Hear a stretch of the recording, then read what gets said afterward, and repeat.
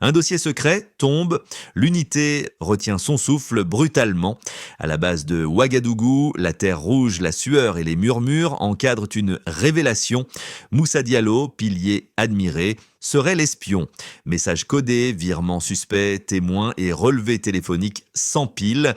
Et la règle héritée des camps anciens réclame une sanction immédiate, sans appel avant que la peur ne se propage et ne brise la cohésion, tout en exposant l'honneur du commandement et la survie de la révolution à un seul faux pas. Ibrahim Traoré doit choisir, exécuter ou comprendre la contrainte. Chaque seconde pèse et juge. Cette histoire explore un choix qui engage l'architecture morale d'un commandement sous pression. Ici, il ne s'agit pas seulement du sort d'un sergent, mais de la solidité d'une chaîne de confiance. Si la loi militaire tranche vite, elle laisse pourtant une zone d'ombre. Comment préserver l'autorité sans sacrifier l'humanité qui fonde l'adhésion durable des hommes? À Ouagadougou, la décision à venir conditionne la cohésion immédiate, la perception de la justice et la capacité opérationnelle d'une unité confrontée à la guerre asymétrique. Le propos expose les mécanismes concrets d'un dilemme réel. Il montre comment un commandement peut transformer une crise en test fondateur où chaque option comporte un coût mesurable. Comprendre ce moment, c'est saisir pourquoi Ibrahim Traoré ne juge pas seulement un acte, mais l'avenir d'une équipe forgée dans la fatigue, la peur et l'interdépendance. 3 sources concordantes, un nom et un chiffre glaçant. Moussa Diallo, sergent de 26 ans, est identifié comme l'auteur de fuites nocturnes. En quelques heures, interceptions chiffrées, relevés financiers et témoignages de sentinelles dessinent une cartographie précise de la trahison suffisante pour déclencher la procédure la plus lourde prévue par les traditions militaires. La base de Ouagadougou vit sous tension permanente entre attaques rebelles, fatigue accumulée et discipline de fer. Chaque voix basse près du mur d'enceinte inquiète, chaque message radio est scruté. Dans cet environnement, la loyauté n'est pas abstraite, elle conditionne la survie immédiate du groupe. Moussa n'était pas un exécutant ordinaire, il avait sauvé des camarades lors d'assauts récents, partagé les veilles nocturnes, incarné la confiance simple qui permet de dormir malgré la menace. Pour Ibrahim Traoré, la révélation agit comme une onde de choc. Les règles héritées sont claires, frappez vite pour éviter la contagion du doute. L'histoire militaire abonde d'exemples où l'hésitation a tout fait s'effondrer. Pourtant, le contexte contemporain complique l'équation. Les rebelles exploitent désormais les failles humaines, les familles, la peur intime, transformant des soldats fiables en leviers involontaires. Comprendre cette mutation est essentiel, ce n'est plus seulement un acte isolé, mais un symptôme d'une guerre asymétrique où la pression psychologique compte autant que les balles.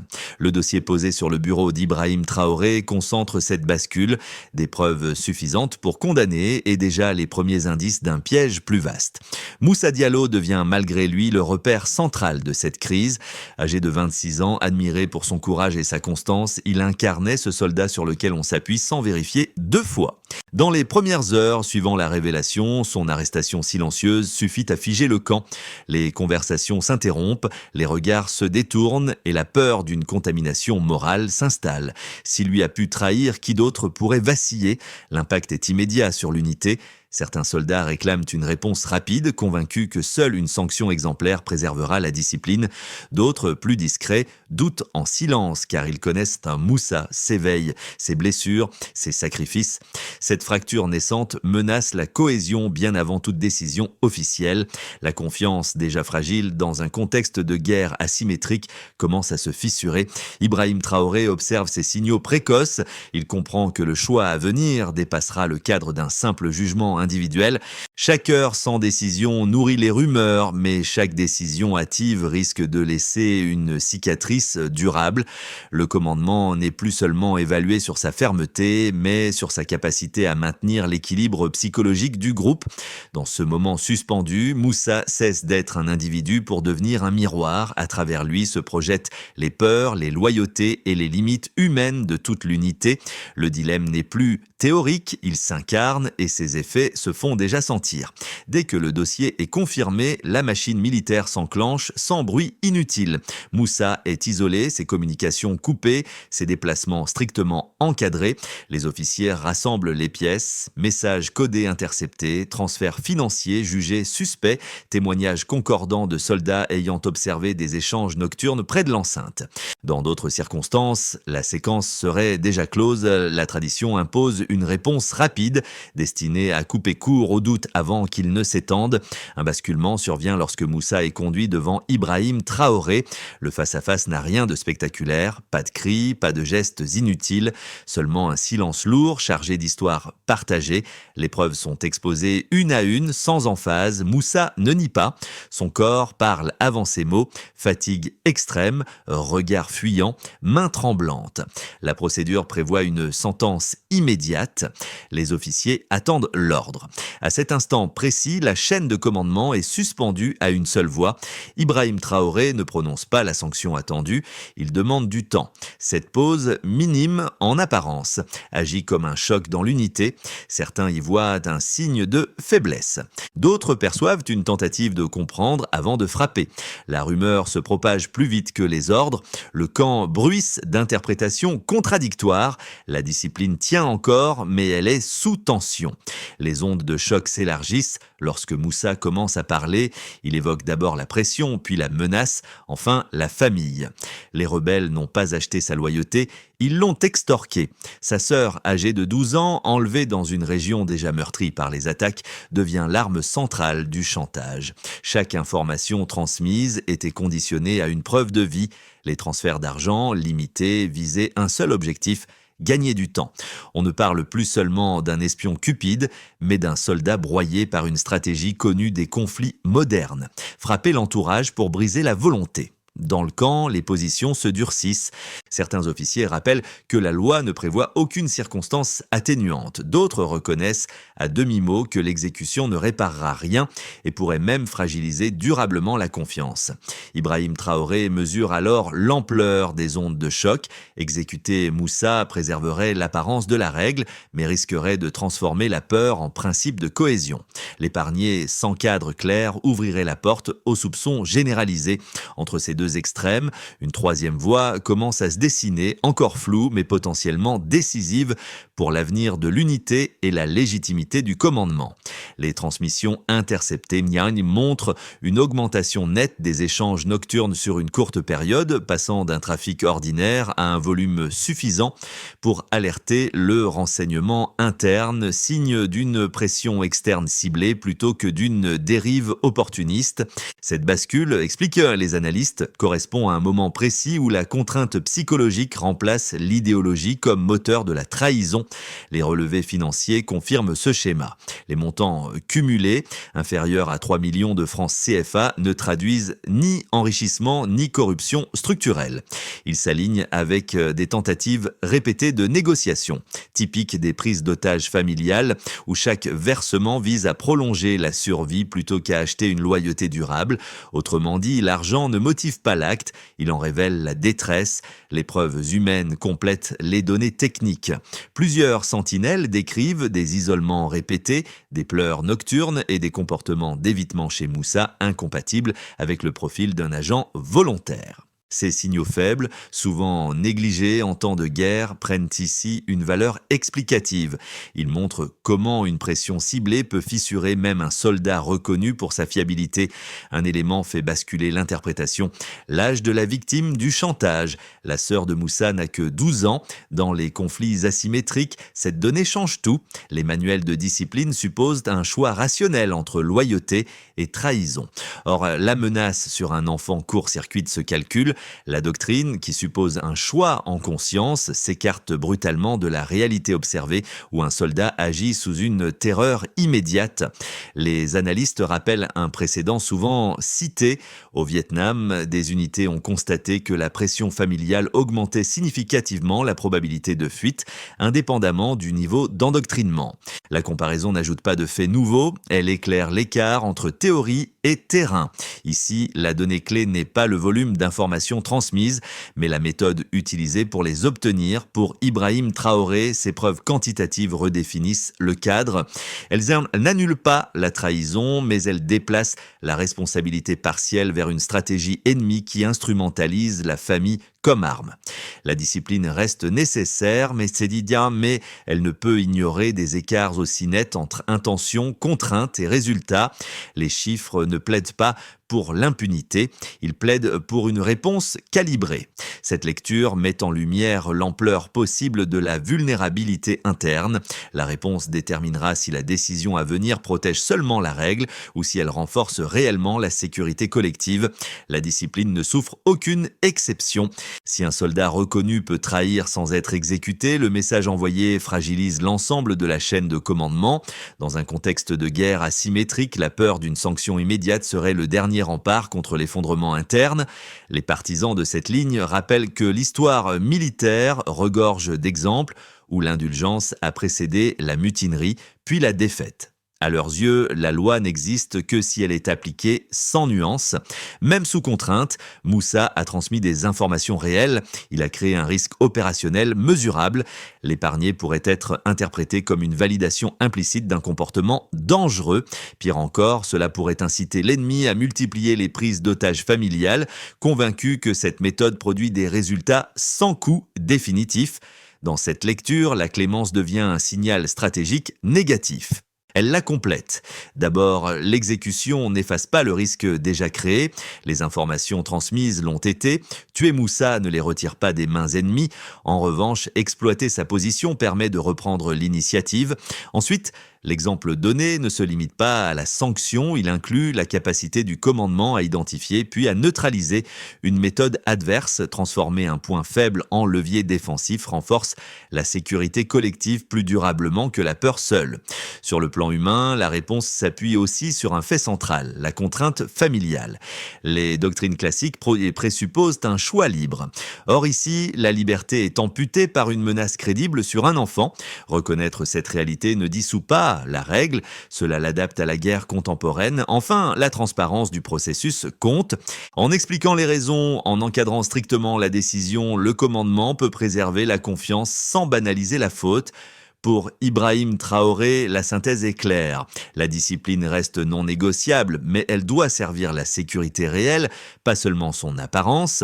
L'enjeu n'est pas de pardonner, mais d'empêcher que la même arme psychologique ne frappe à nouveau l'unité. À partir de là, la logique de l'affaire change. Plutôt que de clore le dossier par une exécution, le commandement envisage une utilisation contrôlée de la contrainte déjà subie. L'idée n'est pas nouvelle dans l'histoire militaire, mais elle reste risquée. Retourner une vulnérabilité pour piéger l'adversaire sans exposer davantage l'unité. Ici, la clé réside dans la surveillance totale des échanges et la maîtrise du tempo. Chaque message, chaque mot transmis doit être pensé comme un outil, jamais comme une confession. Ibrahim Traoré comprend que cette option impose un cadre strict. Moussa ne serait ni blanchi ni libre. Il deviendrait un vecteur encadré, sous contrôle constant du renseignement, afin d'orienter l'ennemi vers de fausses certitudes. Cette stratégie vise deux objectifs simultanés, protéger la famille menacée et reprendre l'initiative opérationnelle. Elle transforme un risque subi en opération active. Cette voie médiane apaise partiellement les tensions internes. Ceux qui craignaient la faiblesse voient une manœuvre. Ceux qui refusaient l'exécution perçoivent une limite claire. La décision ne supprime pas le danger, elle le redistribue. Désormais, le succès dépendra de la précision, de la discipline et de la capacité à garder le secret. Progressivement, le dilemme moral s'adosse à une stratégie concrète. La question n'est plus seulement punir ou épargner, mais comment neutraliser durablement une méthode ennemie. Reste à savoir si cette audace peut tenir sous pression. Pour le commandement, l'effet est immédiat et mesurable. En validant une opération de déception encadrée, la hiérarchie transforme une crise interne en manœuvre offensive. Les flux d'informations sont désormais contrôlés, les canaux surveillés et le tempo dicté par l'unité plutôt que par les rebelles. Cette reprise d'initiative réduit l'incertitude opérationnelle et réaffirme l'autorité non par la peur mais par la maîtrise. Pour Ibrahim Traoré, la conséquence est double. Il assume publiquement le risque et renforce en interne la crédibilité d'un commandement capable de penser au-delà du réflexe punitif. Pour les soldats, l'impact est plus intime. La décision dissipe partiellement la peur diffuse née de l'arrestation de Moussa. Elle envoie un signal clair, la faute est reconnue et sanctionnée, mais la détresse humaine n'est pas niée. Cette nuance n'efface pas l'inquiétude, elle la canalise. Les hommes comprennent que le danger ne vient pas seulement d'un traître isolé, mais d'une méthode ennemie susceptible de viser n'importe quelle famille. En conséquence, la vigilance change de nature. On observe davantage les signaux faibles, on parle plutôt des pressions subies, et la solidarité interne devient un outil de protection autant qu'une valeur morale. Pour l'adversaire, les effets sont trompeurs. Convaincus de la fiabilité de leurs sources, les rebelles reçoivent des informations orientées, cohérentes en apparence, mais conçues pour les mener vers des choix tactiques défavorables. Cette illusion de contrôle est centrale. Elle détourne l'attention, crée des attentes erronées et ouvre des fenêtres d'action pour l'unité. À court terme, l'ennemi croit avoir gagné un avantage. À moyen terme, il s'expose à des pièges, à des déplacements inutiles et à une perte de confiance dans ses propres réseaux. Pour les civils et les familles, la conséquence la plus tangible est la protection retrouvée. La libération d'Aminata, sœur de Moussa, ne relève pas seulement d'un succès tactique, elle incarne la finalité humaine de la décision. Elle rappelle que la guerre asymétrique vise aussi les proches et que toute réponse efficace doit intégrer cette réalité. Cette dimension rejaillit sur la perception publique. La décision n'est pas unanimement saluée, mais elle ouvre un débat plus large sur la manière de protéger ceux qui, sans porter l'uniforme, en subissent pourtant les risques. Au croisement de ces quatre effets, une ligne se dessine. La décision ne supprime ni la trahison ni le danger. Elle redistribue les coûts et les bénéfices entre acteurs en privilégiant la sécurité collective et l'apprentissage stratégique. Pour Ibrahim Traoré, le résultat le plus durable pourrait être ailleurs. Avoir montré que l'autorité peut produire des effets concrets quand elle articule fermeté, intelligence et responsabilité. Si l'opération de déception se déroule sans dérapage majeur, les rebelles, trompés par des informations crédibles mais orientées, ajustent leurs mouvements sur de fausses hypothèses. Les rebelles, trompés par des informations crédibles mais orientées, ajustent leurs mouvements sur de fausses hypothèses.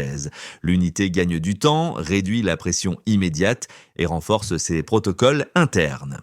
La décision d'Ibrahim Traoré devient alors un cas d'école pragmatique, ni indulgence naïve, ni rigidité aveugle, mais une adaptation mesurée à une menace évolutive. Dans ce cadre, la cohésion se stabilise, même si la vigilance reste élevée.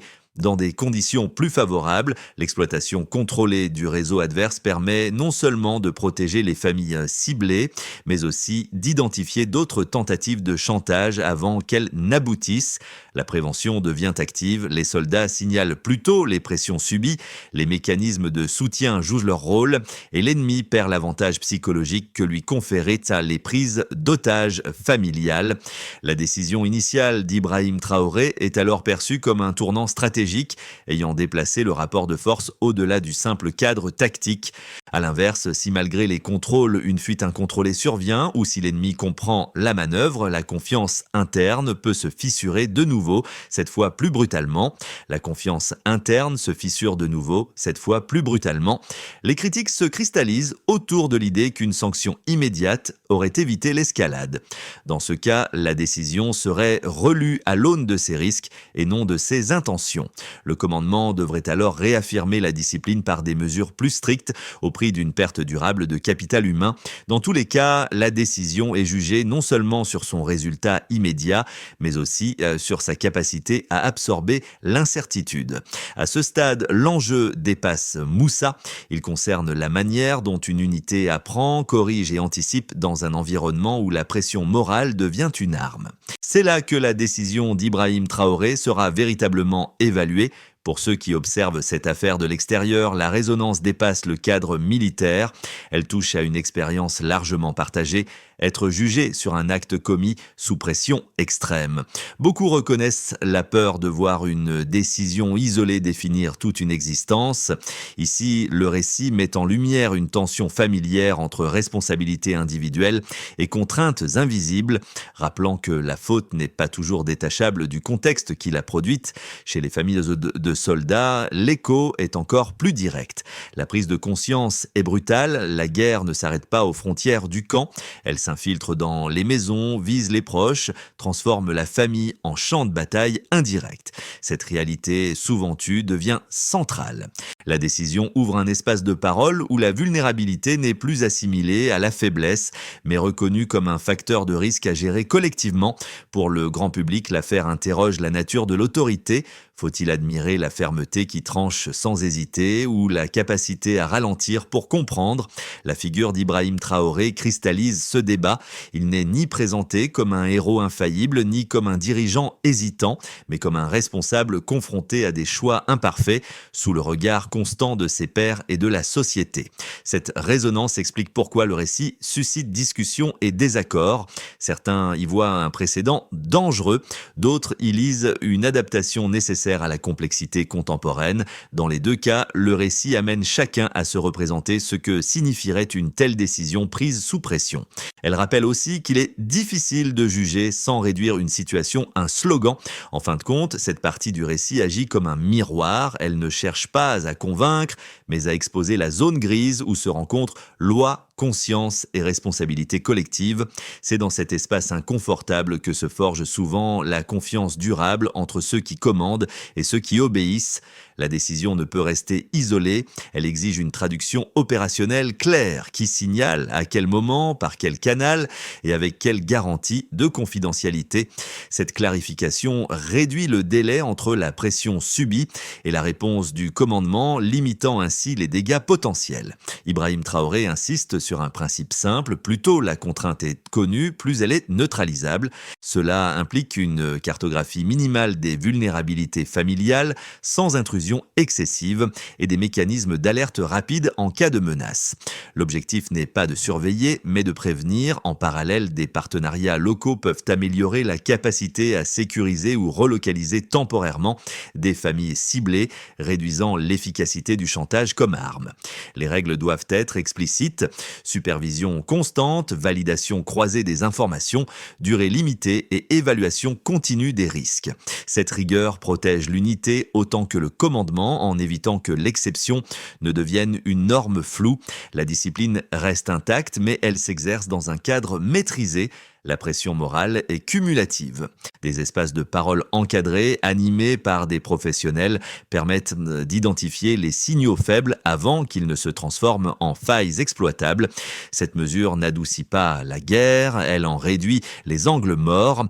Chaque décision doit être suivie d'éléments concrets, comme des signalements plus précoces, des incidents évités et une confiance mieux perçue au sein de l'unité.